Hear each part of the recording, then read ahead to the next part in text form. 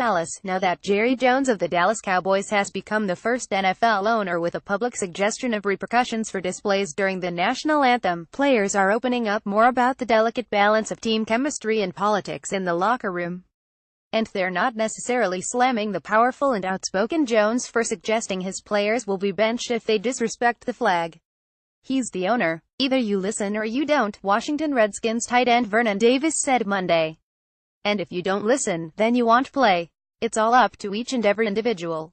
Jones was responding Sunday night to questions about Vice President Mike Pence's decision to leave an Indianapolis home game in protest of about a dozen San Francisco players who kneeled during the anthem.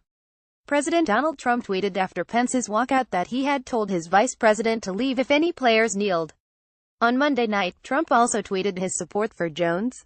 A big salute to Jerry Jones, owner of the Dallas Cowboys, who will bench players who disrespect our flag, the president tweeted.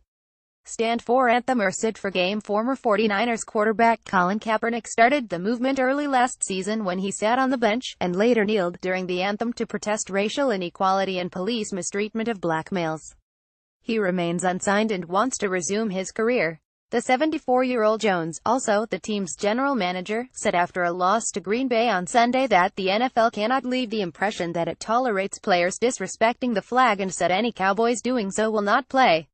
They were the most provocative comments so far from Jones, a powerful behind-the-scenes force in the NFL and recent Pro Football Hall of Fame inductee who had already been clear in his support of standing for the anthem. The NFL Players Union had a swift rebuke Monday. Executive Director DeMaurice Smith said Jones contradicted assurances last week from Commissioner Roger Goodell and New York Giants President John Mara that players could express themselves without reprisals. I look forward to the day when everyone in management can unite and truly embrace and articulate what the flag stands for, liberty and justice for all, instead of some of them just talking about standing, Smith said. We look forward to continuing our talks with them on this very issue. Many of the NFL's 32 teams have held meetings in various forms to discuss the issue since Trump said more than 2 weeks ago during a rally in Alabama that owners should fire players who kneel for the anthem. In some cases, teams have struggled with their responses. After Trump's criticism, the Pittsburgh Steelers agreed to stay off the field before the anthem. But Army veteran Alejandro Villanueva, an offensive lineman, stood at the edge of a tunnel with his teammates in darkness behind him during the anthem 2 weeks ago. Villanueva said he was not making a political statement or defying his teammates, calling it a misunderstanding that was very embarrassing on my end. Miami coach Adam Gase recently created a team policy requiring players either to stand or wait in a tunnel.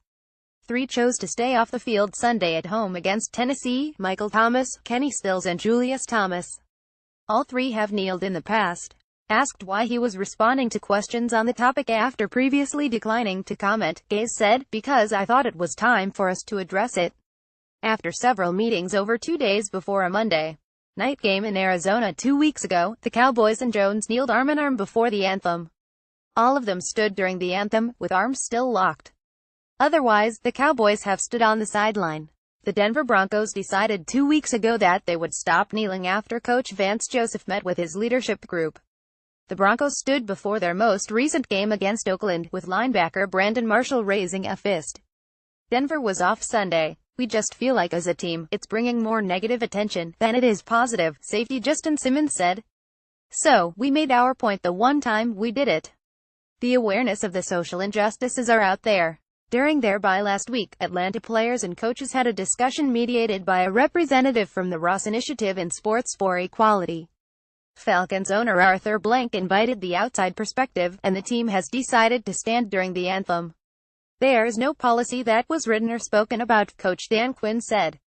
It's more one that was really in the heart of brotherhood, that what we do, well, do it together.